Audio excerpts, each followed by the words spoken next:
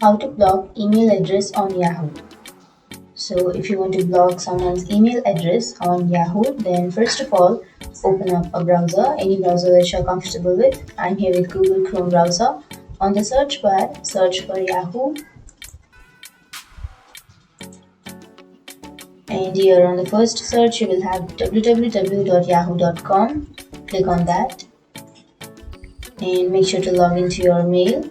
Here on the upper right corner, you will have mail. Click on mail and then it will take you to your Yahoo mail.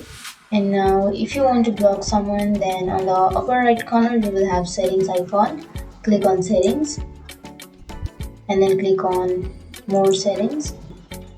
So now before proceeding, make sure to like and subscribe our channel for more videos. And here on the left side you will have a bunch of options. Click on security and privacy. And now from here you can click on add. And now to block someone you can click on add.